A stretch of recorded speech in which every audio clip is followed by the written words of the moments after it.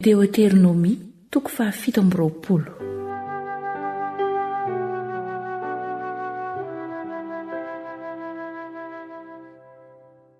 Ny amin'ny anaovana tsangam-bato hanoratana ny lalàna sy ny anaovana tsodrano sy ny fanozonana ao tendrombohitra Gerizima sy Ebala.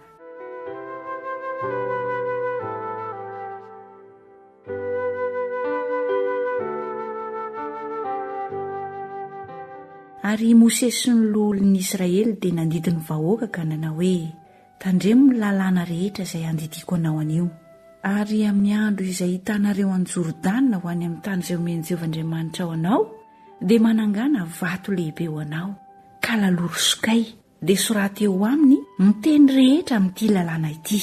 Rehefa tafita ianao mba hiditra ao amin'ny tany izay omeny Jehovah'Andriamanitra ao anao, dia tany tondra dronono sy tantely, arak'izay nilazain'i Jehovah'Andriamanitra ny razanao taminao. Ary rehefa tafita ny Jordanina ianareo, dia atsangano ao an-tendrombohitra Ebala ireo vato ireo, izay nandidiko anareo androany, ka laloro sokay. Ary manorena alitara ao ho an Jehovah'Andriamanitra ao. Vato no ataonao alitara, nefa aza-pehimby izany. Vato tsy voapaika no ataonao alitara an Jehovah'Andriamanitra ao, ka manatera fanatitra dorana eo amboniny ho an Jehovah'Andriamanitra ao, ary manatera koa fanatim-pihavanana ka mihinana eo sy mifalia eo anatrehan'i Jehovah Andriamanitra ao. Ary soraty amin'ireo vato ireo ny teny rehetra amin'ity lalàna ity, ka atao velona tsara ny soratra. Dia niteny tamin'ny Israely rehetra Mosesy sy ireo Levita mpisorona ka nanao hoe, mangina ka mihainory Israely eo, androany no efa tonga firenen'i Jehovah'Andriamanitra ao ianao. Ko enoy ny feon'i Jehovah'Andriamanitra ao, ary arao ny didiny sy ny lalàny izay andidiko anao anio.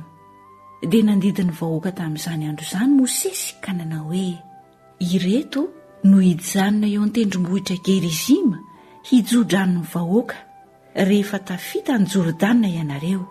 Dia ny Simeona sy ny Levy sy ny Joda sy ny Isakara sy ny Josefa ary ny Benjamina.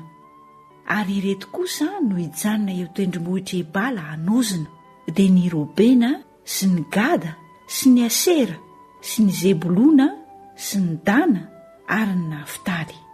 Dia hiteny ny Levita ka hanao amin'ny Israely rehetra amin'ny feo mahery hoe, ho zonona ny olona izay manao sarin-javatra voasikotra na sarin-javatra hanidina izay fahavetavetana eo mason'i Jehovah, asan'ny tanany mahay tao zavatra ka mametraka azy ho amin'ny takona. Dia mala ny vahoaka rehetra ka hanao hoe, amen.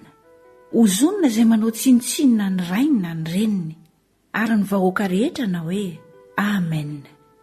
Ho zonona izay mamindra ny faritany namany, ary ny vahoaka rehetra na hoe, amen.